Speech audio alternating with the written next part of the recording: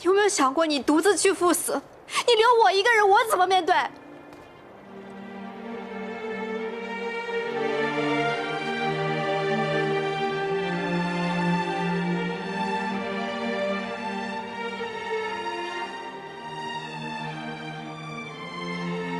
你可以的。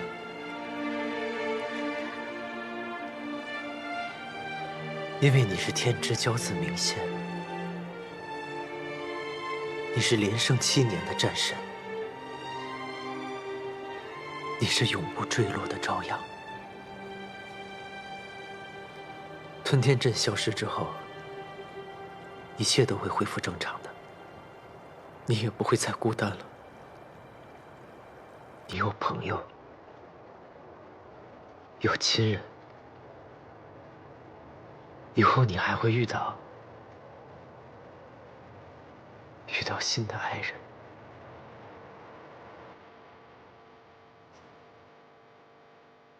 你一定要好好的，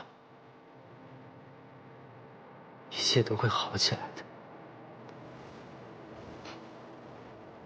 我不会遇到别人了，季伯在。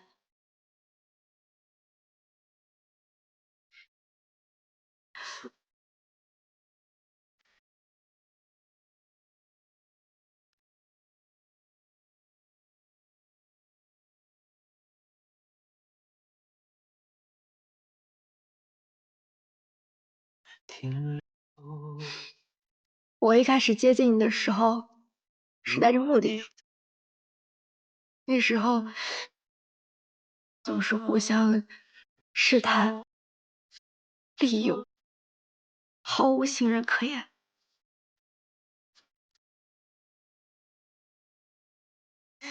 后来一起经历了那么多，但因为最开始的谎言，我没办法把真相告诉你。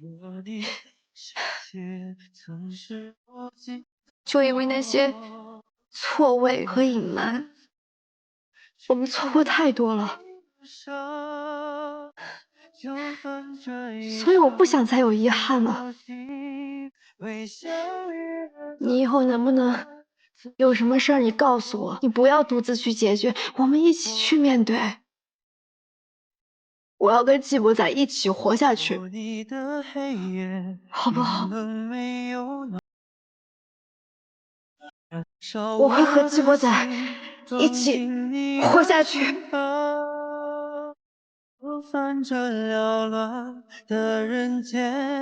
同死，同死，同生，同生。若你的世界曾是无尽的谎，我愿。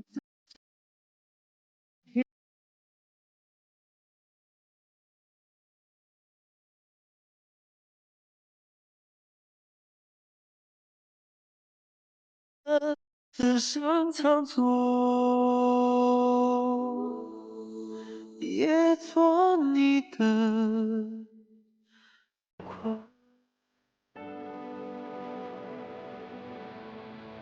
哎呀，我跟你们俩说，这大白天呢，我可是一刻都没闲着呀。我把那些古籍呀，上上下下、左左右右，从里到外，仔仔细细的翻了个遍。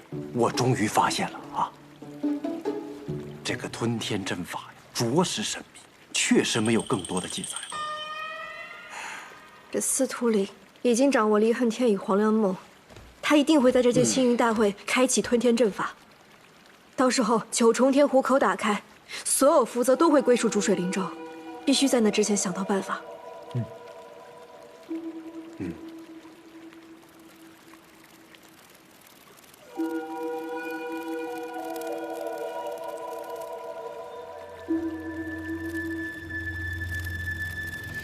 明月，我要让你看看，什么才是真正的强者。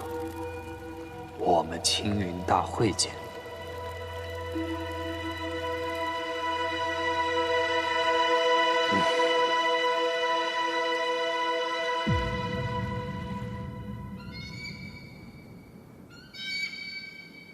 所以司徒令就是朝元，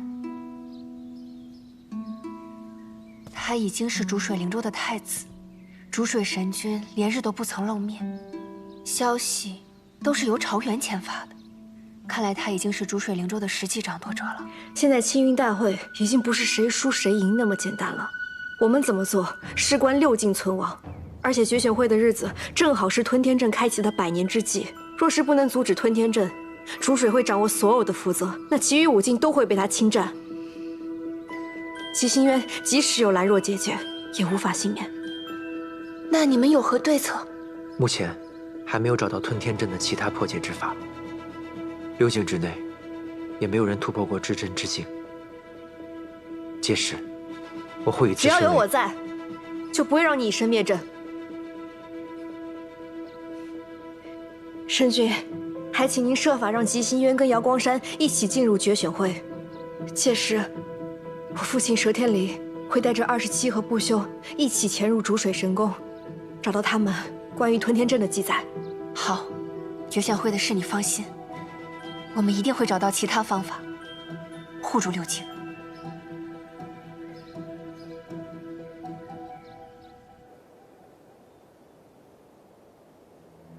如我所说，吞天阵开启，所有负责都将归于逐水灵州。届时，瑶光山以及其他几境都将沦为奴隶。我知道，曾经有人跟随明心，并非自己的意愿，被迫臣服，不过是因为恐惧。那你们现在呢？可还惧怕逐水神君？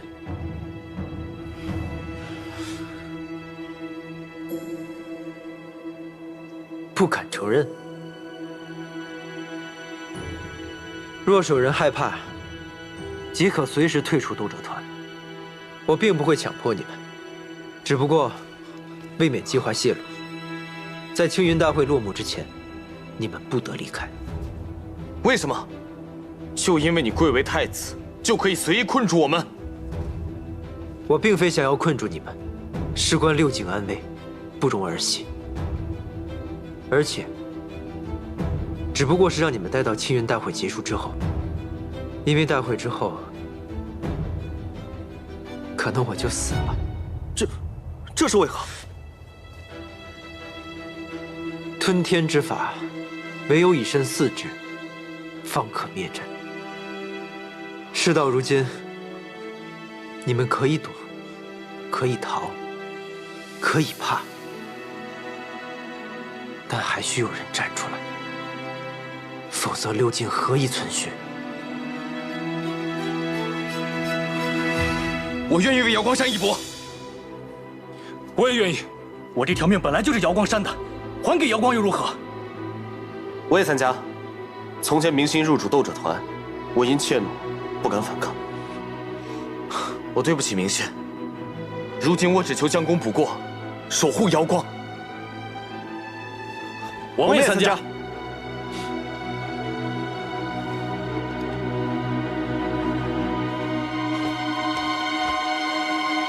青云大会2境会，吉星渊、瑶光山中，率先抵达塔顶图腾台，顺利取得灵石的一方，为胜出上境，赢得福泽；另一境则为下境。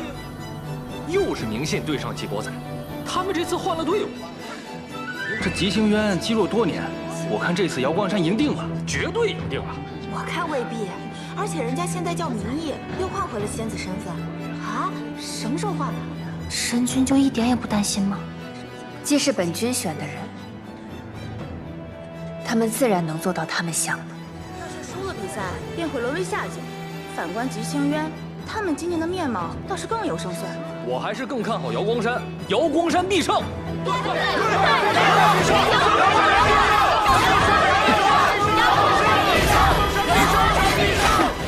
外界人能透过阵法看到卓金塔内发生的一切，我们至少要在面上斗得有来有回。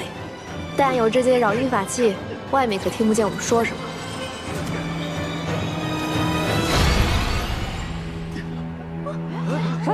人呢？人呢？啥眼睛都消失了，还见着的呀？恐怕这纪伯仔又要赢了吧？我看妹子明线不可能中同一招2次，她肯定有所准备。我们还有胜算。对，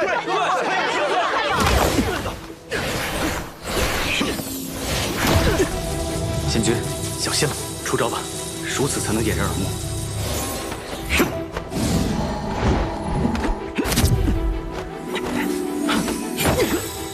我看你装的不错嘛，你配合的也不赖啊。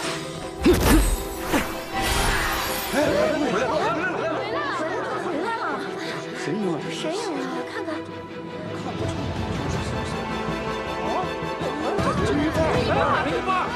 我也见过呀，我也见过。停止算什么呀？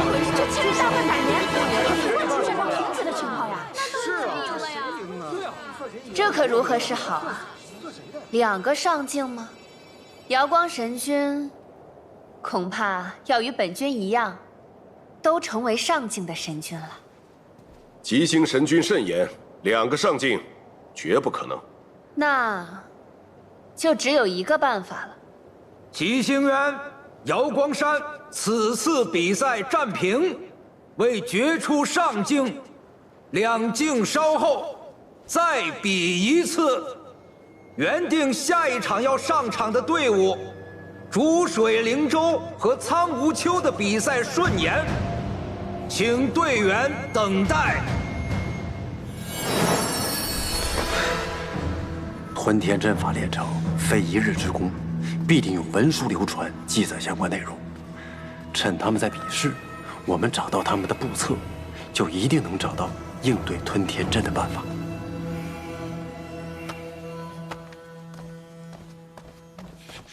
搞定。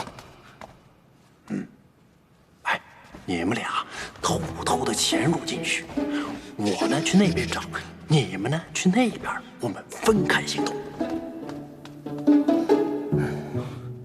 走，找回书。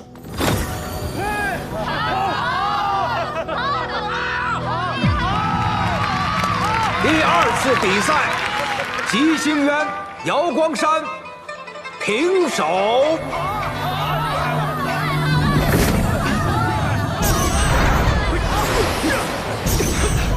好，靠了，准备接招。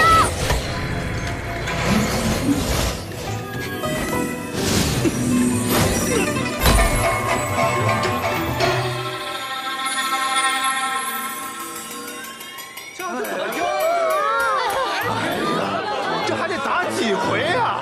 回了，吉星渊、瑶光山平手。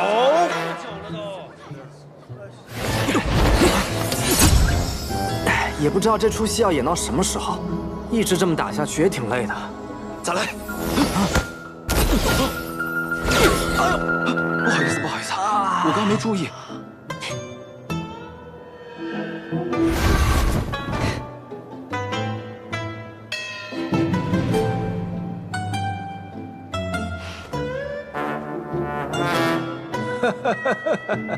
第4次比赛，吉星渊、瑶光山平手。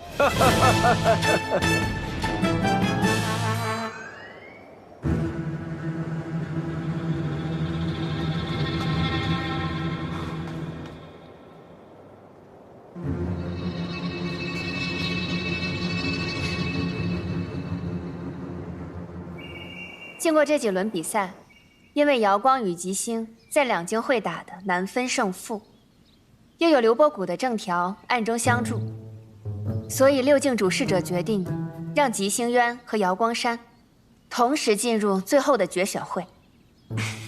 此次参加决选会的有4支队伍：逐水灵州、刘伯谷、瑶光山和吉星渊。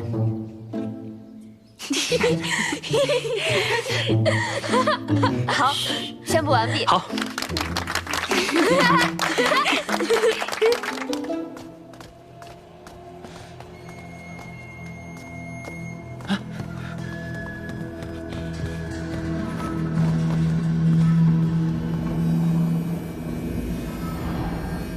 应该就是他了。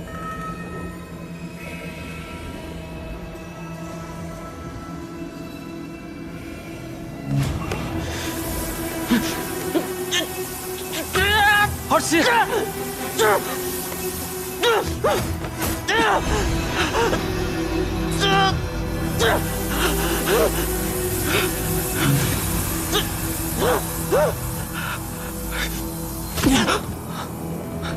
儿媳，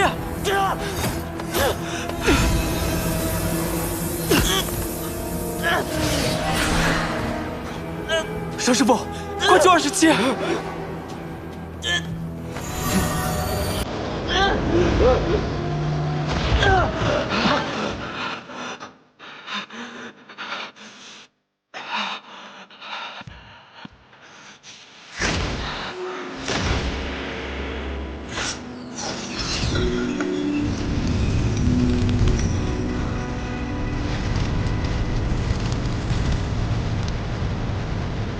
佘师傅，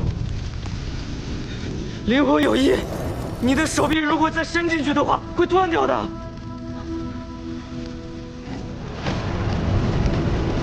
佘师傅，佘师傅，佘师傅真的不能继续拿了，再这样下去，手臂真的会废掉的。佘师傅，佘师傅，佘师傅。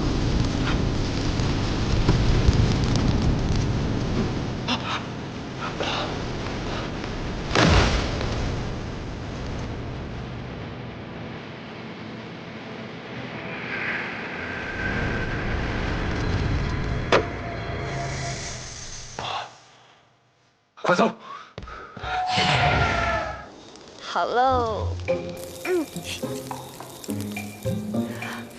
真好吃。你们看没看见当时瑶光神君的脸？这办法真是太厉害了，每每故意打成平手，做出死敌的模样，最后真的让姬清渊和瑶光山都进了决选会。看吃的。外面的人啊，是想也想不到，他们口中的两境死敌明义和季伯载，表面上打得不可开交，实际呢，恩爱的夫妻。演戏让外人误会啊，是不引起别人怀疑的最优选择。明义在哪儿？明义呢？佘师傅怎么了？他们在里面，快进去。走。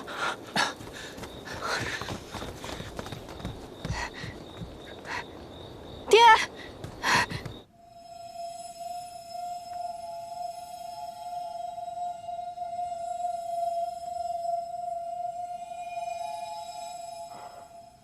佘师傅的伤口已经痊愈了，但这手臂终究是无法恢复了。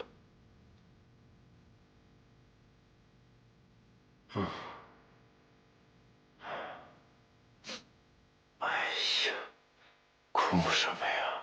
老子这不还没死吗？我先去帮佘师傅煎药。啊，好好好。哎呀，这臭小子今天表现不赖啊！什么时候你还开玩笑？虽然烤得像个猪蹄儿，但毕竟这手还在呀。你躺好行不行？好痛，好痛啊！好了好了，让着。好，我跟你说件事，我呀偷偷潜入了逐水宫中，哎，还真发现了吞天阵法的奇才，嘿嘿嘿。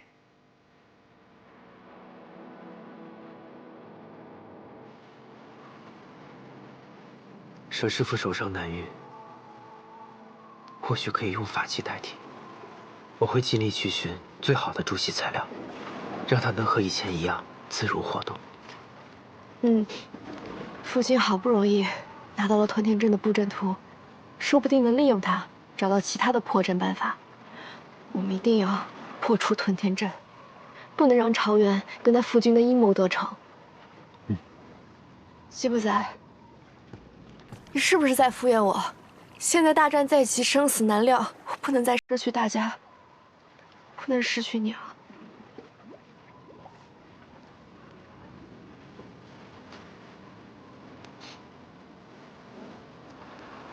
我也不想失去你。我的命是陈渊捡来的。曾经的我，为了完成目的，可以牺牲一切。可事到如今，我竟然有一些怕了。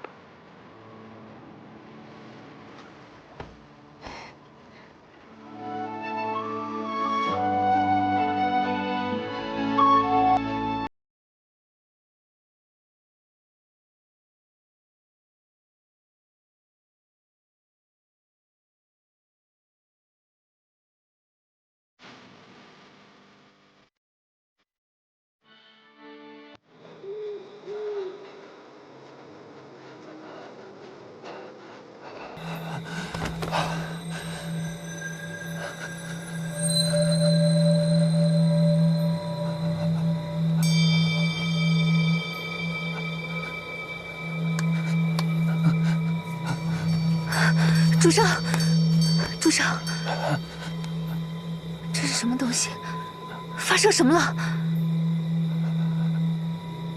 我把他杀了。什么？我把他杀掉了。主上，你就算是为了帮民意，你也要保护好你自己啊！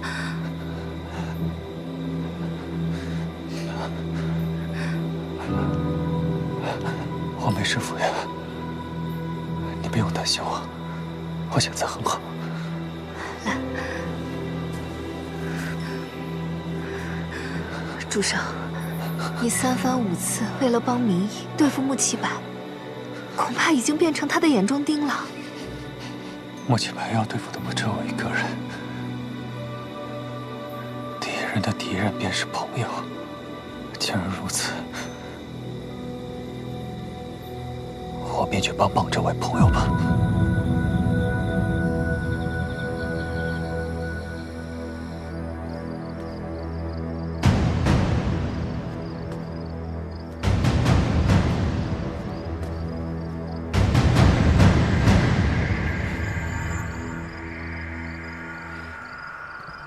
司叛堂上报说，韩风君绑架了明义仙子，还动了私刑，可是真的？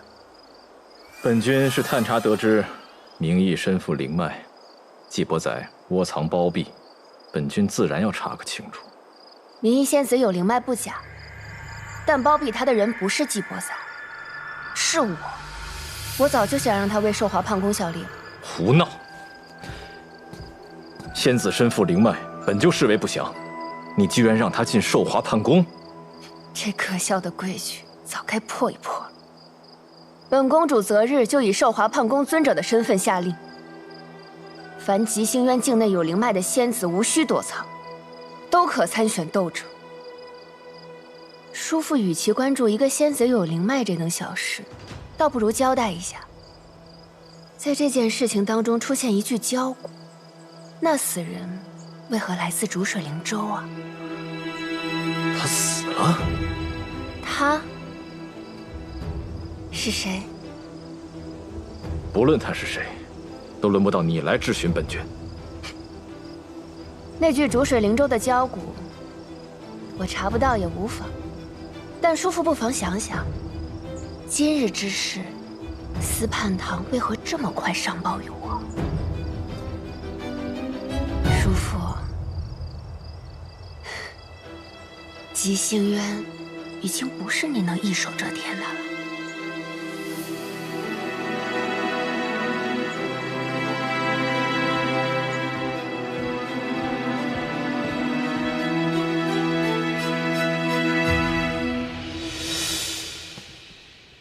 叔父如今越来越猖狂了，竟敢与逐水灵州都有瓜葛。公主，我们接下来该怎么办？如今司叛堂不会再为韩风君所用，我们不能直接问罪吗？叔父就算进步如昔，要想动他也没那么容易。如今唯有唤醒夫君了。不管用什么方式，我看你根本就不了解你家主上，他根本就不会不管民意。吵死了！主上昨晚带着你家主子的未婚夫人去泡汤取暖疗伤，你有空在这多嘴，还不如去盯着点，免得你家主子头冒绿光。我才懒得管呢，冒绿光的又不是我。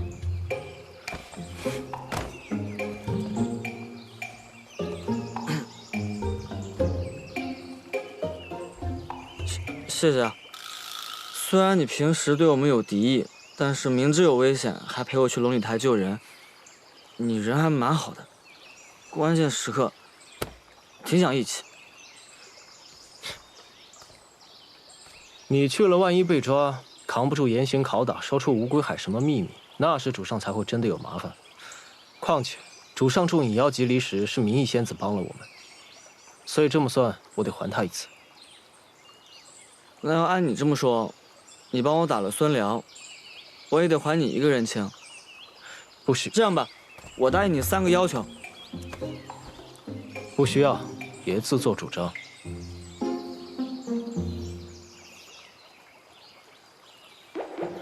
这样，第一个要求就是我陪你钓鱼。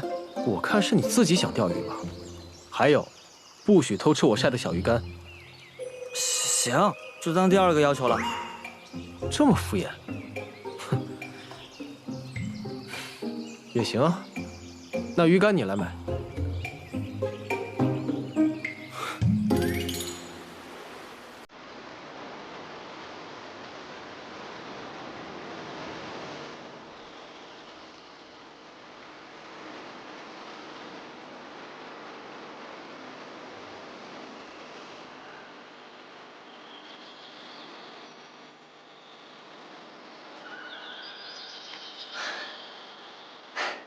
哎，我刚才去给佘师傅写了飞书，让他仔细研究研究勾魂摄魄之法到底能不能压制住李恨天。你这次动用灵脉，竟是未备反噬。有劳你替我操心这些。这么可惜，你怎么了？明夜，即使你再喜欢他，也不要动摇。你的命只有一条。是啊，人若死了，爱与不爱又有什么意义呢？等我真的偷到了黄粱梦，他就会以为我一直都在骗他，肯定恨透我了，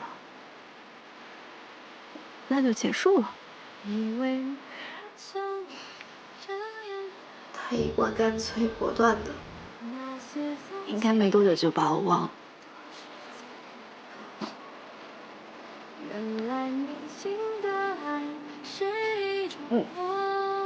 会忘的。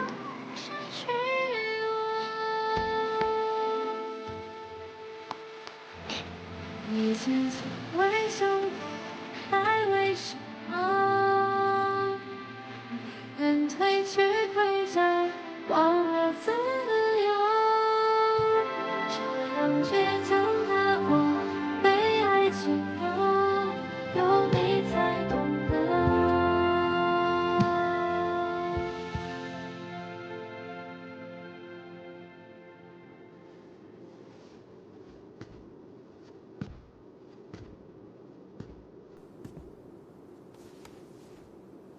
师父，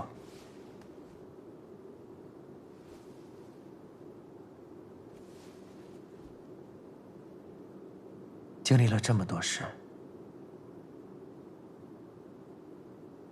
我似乎已经不在意他的过去种种。他究竟是什么身份，对我来说也已经不重要了。只要我确定他是真心在乎我，就够了。无论未来如何，我信他。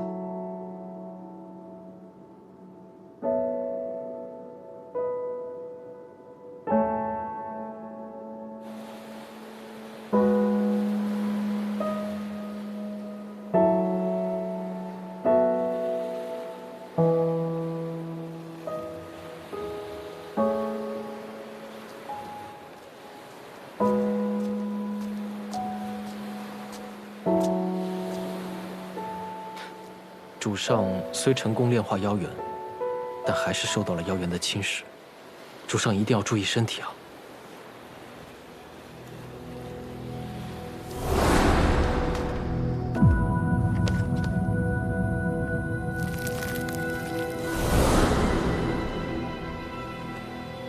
别担心，我心里有数。孙辽啊，本来你们吉星渊是一点机会都没有的。若不是陈渊萦绕瘴气，正适合孵化妖兽，傅君也不会把这么重要的事情交给寒风君。如今妖兽军没了，我好好的一个兄长也这么不清不楚的死在了吉星渊，你们这差事办的，我怎么向傅君交代啊？二殿下，二殿下，这事儿还请您代为隐瞒。您看，朱水神君那么多儿子，不死伤几个，怎么能看到您呢？您说是不是啊？我竟兄友弟恭，都是被你们这样的贱坯子挑唆坏了。反正妖兽被季伯宰炼化了，你竟也该覆灭了。就先从你开始吧。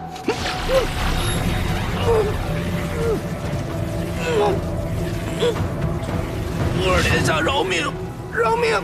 其实韩风君还留了一手，他私藏了这尚未成型的妖兽。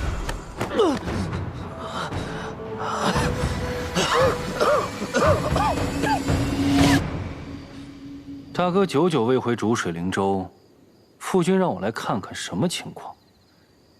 谁知道，大哥竟是死了。哎呦喂，什么破场！哎，不过此事也简单，我只需要回去说，是为了养成妖兽君。大哥牺牲自我，怎想耗尽灵力，最终决定主动献祭，多感人呐！这传回去，还能成为一段佳话呢，正好也解了韩风君的窘迫之境。承蒙二殿下好意，但是我没有听懂。妖兽已经被季伯宰炼化了，消失于世间，我们怎么做，才能给逐水神君交代啊？都这个时候了，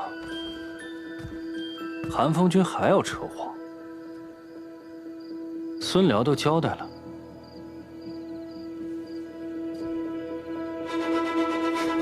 听好了，把你私藏的那只妖兽交出来，这样我才能在父君面前替你遮掩遮掩。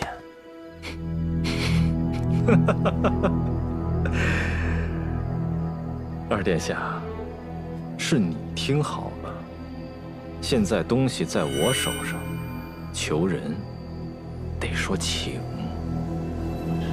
请？你知道本君手上的东西要怎么用吗？啊？如果你肯配合本君，把一切推到那个不会说话的死人身上，将来本君大业得成，吉星渊的一切，还算是你二殿下的功绩。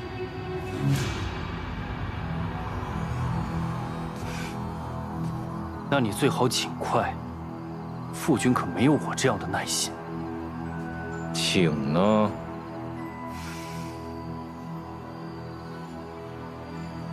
那就请你尽快。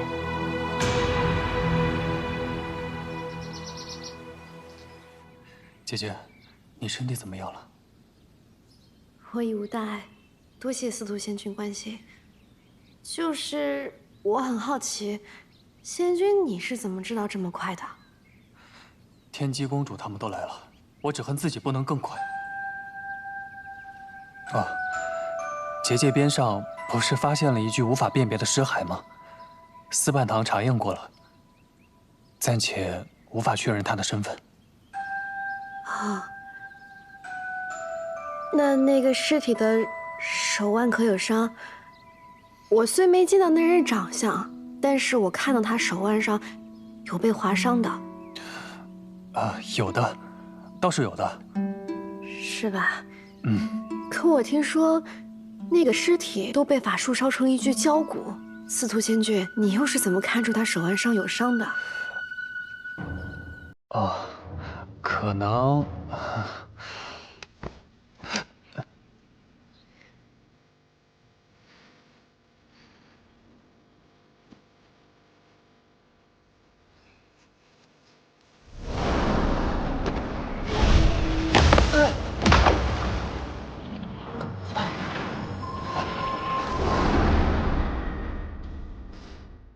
姐姐，我不杀他，他就杀你了。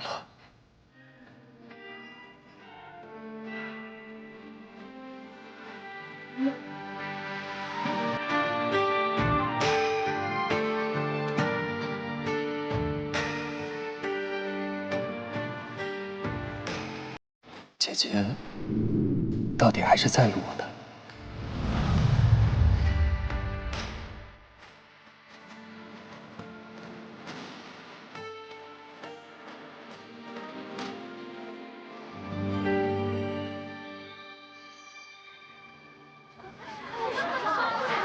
七星园以后有灵脉的女子都不用中引魂钉了，太好了！以后是不是就有女斗者了？公主真有魄力。殿下，我要这个。好，谢谢。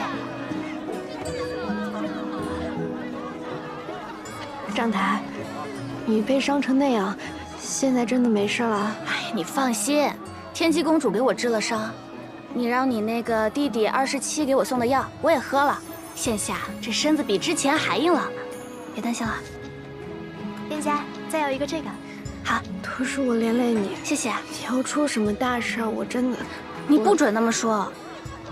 哎，对了，你看今日我跟平时有什么不一样？画了海棠红的腮红，还有远山黛的眉毛，都不是。你看，我能用灵脉了。受伤之后，天际公主命人给我治伤，竟然发现了我的引魂钉。他们问我想不想拔除，我当然愿意了。所以现在我也是有灵脉的人了。虽然已经不能再突破什么境界，但好歹修为也精益了不少。以后做簪子就更能得心应手了。你拔那引魂钉可疼了吧？啊！幸好你现在能做自己喜欢做的事儿了。好啦，你也看过我了，就快回去吧。季仙君都等你半天了。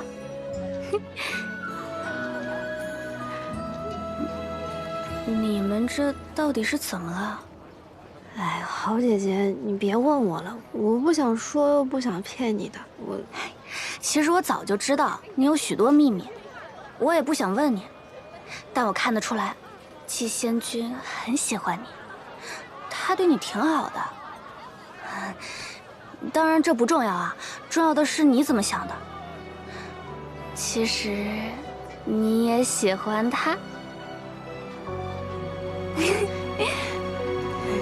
是啊，我没想到我还是喜欢上他了，但终究是不长久的。可是明义，你知道吗？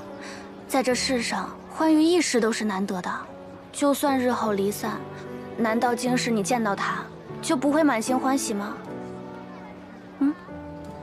店家，这个帮我包一下。好。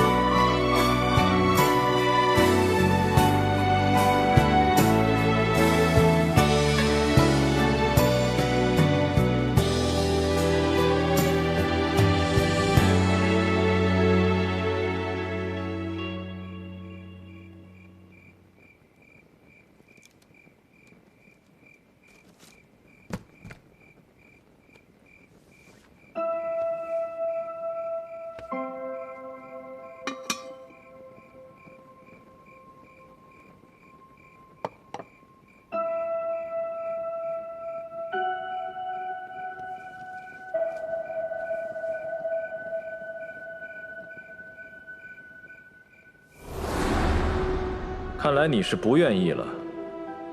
无妨，本君不强人所难。毕竟你不去做，本君也还有其他方法可以办的。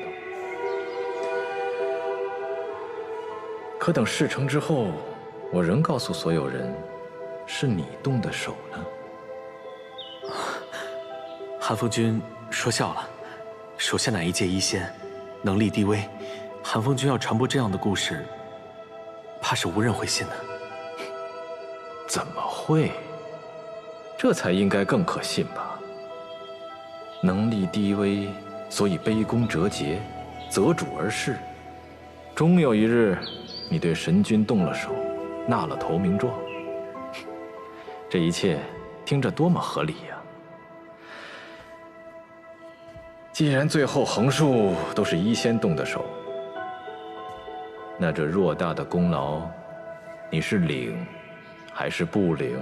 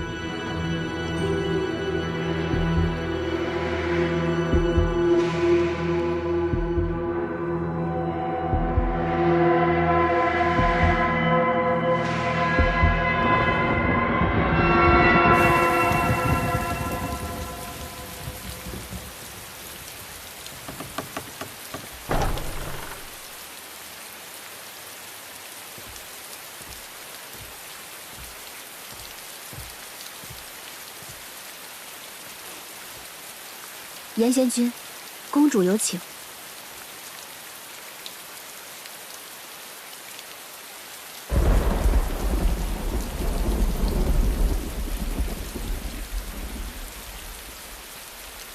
严贤君，请吧。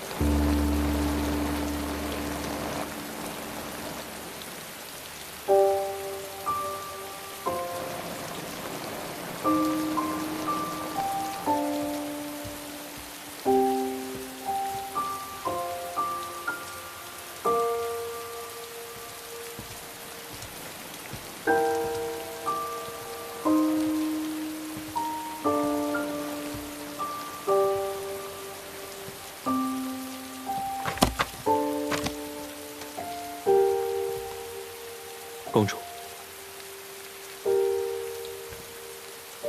公主今日唤我前来，所为何事？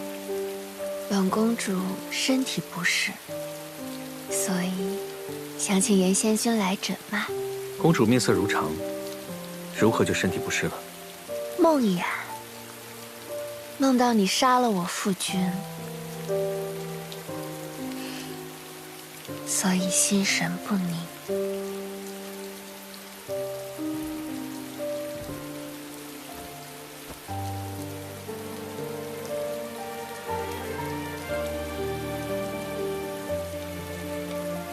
脉急而弦，不似梦魇虚弱。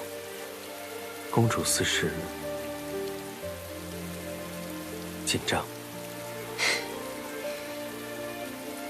我紧张什么？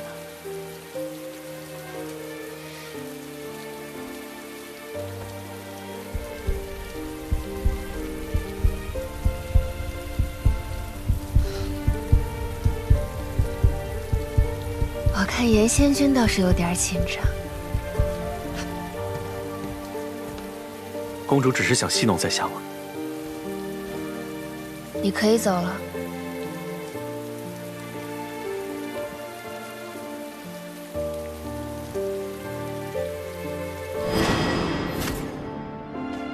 夫君。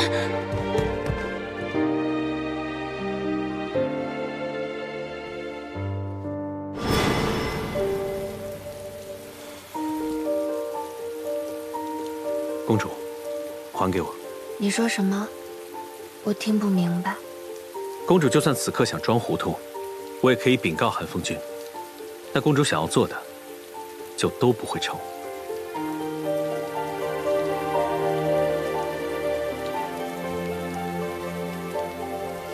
你可以去告诉叔父，我的说法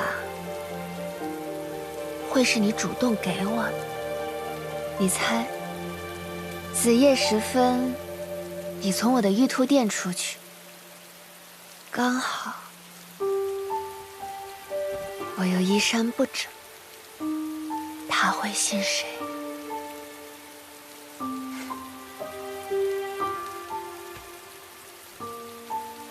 公主，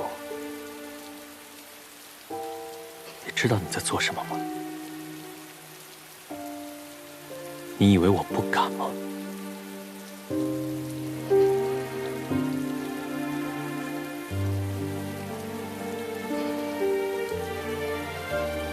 我只是思念夫君，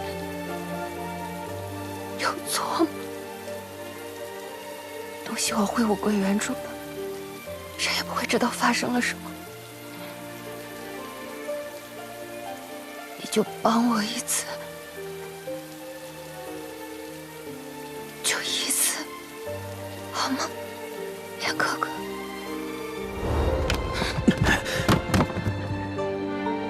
为什么？你为什么这样？我这么信任你，你明明知道是我叔父下的狠手，才让我夫君昏迷的。现在他让你去负责夫君的脉安，不就是让你去盯着他，不让他轻易醒来？我知道，现在大半个吉星园都是叔父的人，因为叔父可以给他们近身，直接保他们太平无虞。可那是他们怎么想我不在乎？但是你不能这样，你为什么这样？你不能这样。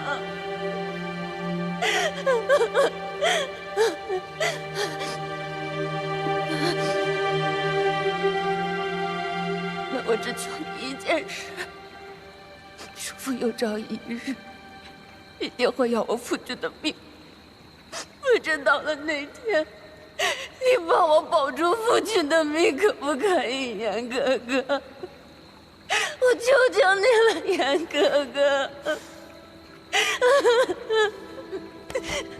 公主，你太看得起我了。寒风君命我做君上的医师，他若要决定君上的生死，我又有什么资格可以忤逆他的意思？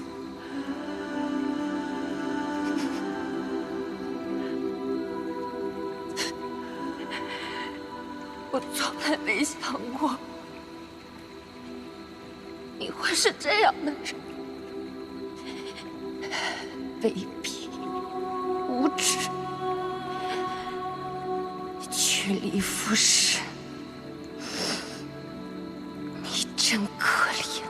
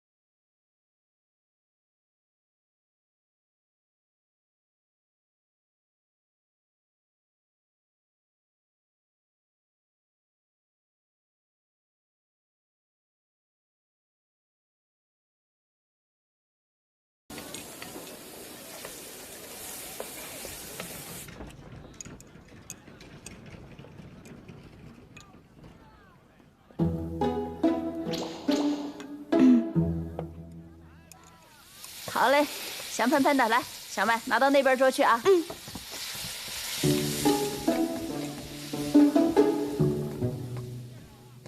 哥哥，你点的葱油饼好了，请慢用。你眼里只有哥哥啊？哈哈，姐姐长高了，去忙吧，去吧。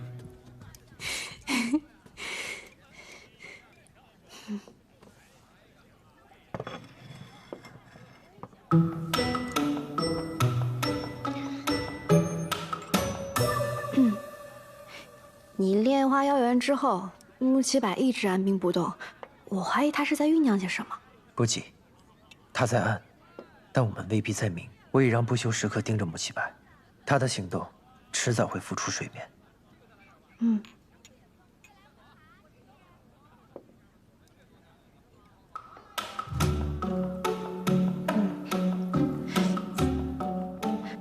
仙君说是带我来查疗议事，我倒觉得像是借口。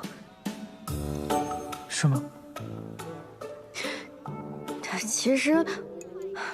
其实那天晚上我是受了勾魂摄魄的影响，我说了些不该说的话。不是说好了谈正事吗？不然倒真像是我在找借口了。嗯。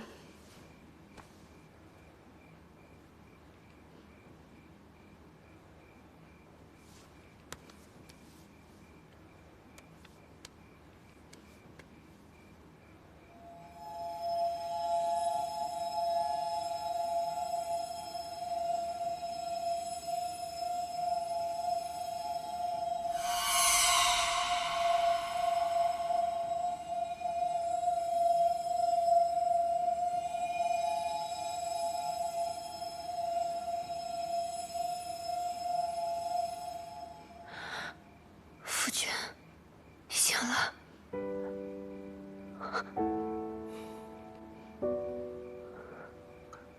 怎么还熟了？明明梦里，我老是抓到你偷吃它。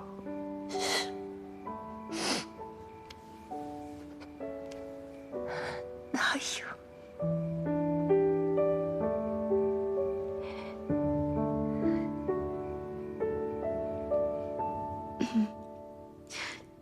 仙君，你在炼化妖元之时吃了不少苦，那妖兽想必也在影响着仙君吧？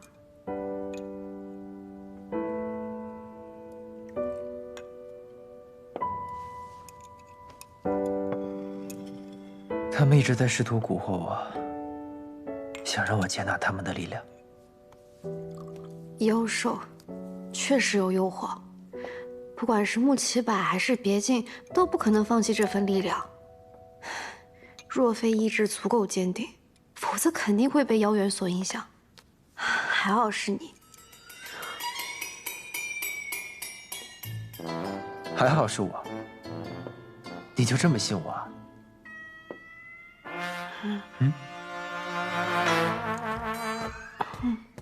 季仙君，神君有请。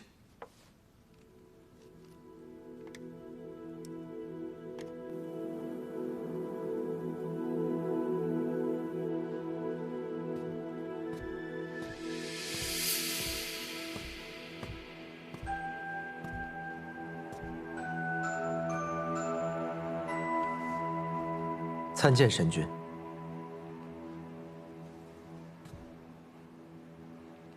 本君忽然召见，你似乎并不意外。自然，我一直等的，便是今日。天机不知用了什么法子解了本君身上的病症。公主定是感知形势危机，担忧君上即将遭难。遭难？你是说寒风君吗？君上昏睡期间，寒风君的心思亦无人不知。想必神君已听闻我炼化妖元一事，也早已感知到寒风君的所作所为。那您现在是否意识到，驱客除弊已是势在必行了？望神君狠心断腕。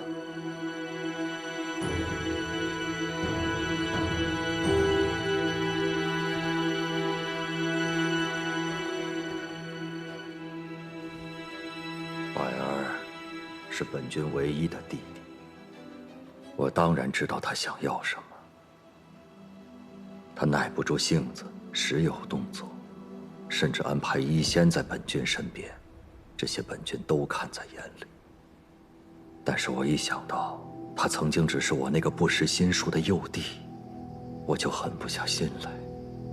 但为此，未曾想到他会如此利欲熏心，勾结逐水灵州，豢养妖兽，置刘敬安危于不顾。你为吉星渊付出良多，本君敏感于心。但是妖兽军事关六境，凶险非常，你却独自背负，不肯上报，当思及后果。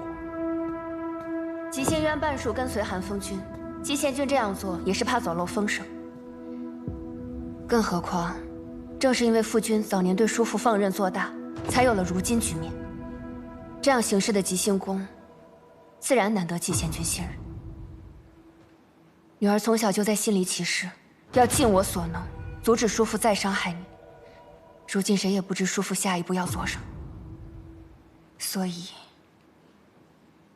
无论父君有多么不忍心，女儿都请求你，以吉星渊大局为重，即刻捉拿叔父。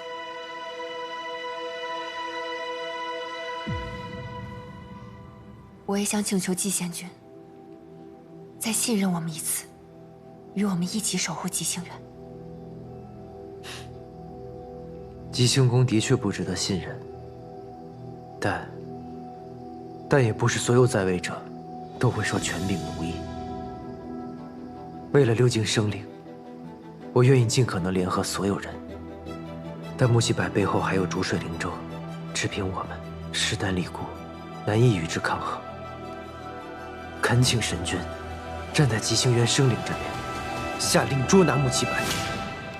女儿恳请父君即刻捉拿叔父。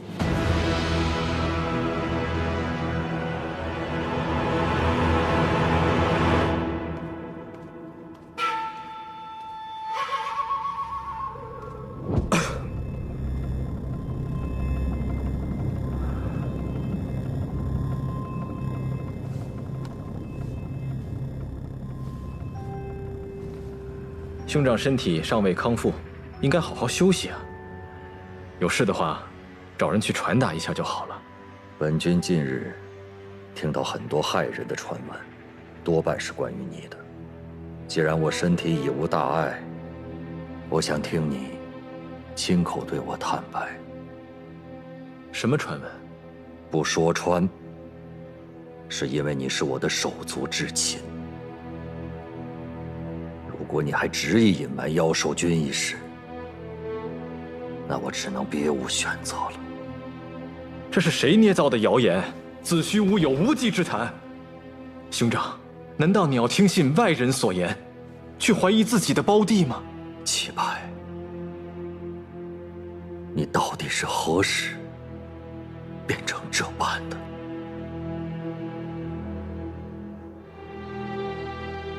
哪般？你自幼体弱，从小便温厚体贴。我们兄弟以前一起修炼时，你那么善良，宁可自己受伤，也不愿意伤及别人。不愿？好一个不愿呢！我是不能啊，哥哥。但凡我要能更强壮一点，何至于总是落败？但凡我的兄长能再果敢一些，何至于总被那些老家伙们处处掣肘，无法肃清腐朽？但凡我们的神君能再决绝一些，吉星渊何至于连续沦为下三境？而哪怕到了此刻，我这个无能的兄长，居然还在称赞温厚、善良、仁慈，你根本不配坐在这个位置上。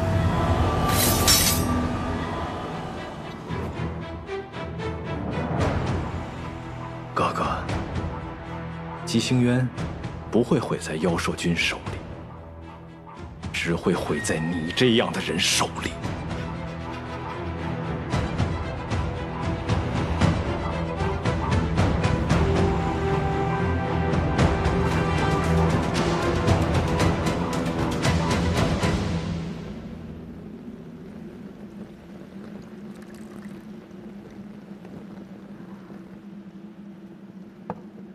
朝宇死了，龙礼台出现无名教师的事情已经被许多人所知晓，逐水神君定会追查到底。主上切记，定不能被发现。放心，不会被发现的。在外看来，穆启柏才是与朝宇最后见面的人。嫁祸给他，再合适不过。况且妖兽已经被季伯宰炼化，穆启柏没有了利用价值，他们不会放过他的。今日，吉星神君扣押了穆启柏。今日？是啊，尚未通传。看来这局棋，终是季伯宰更胜一筹。怎么会这般容易？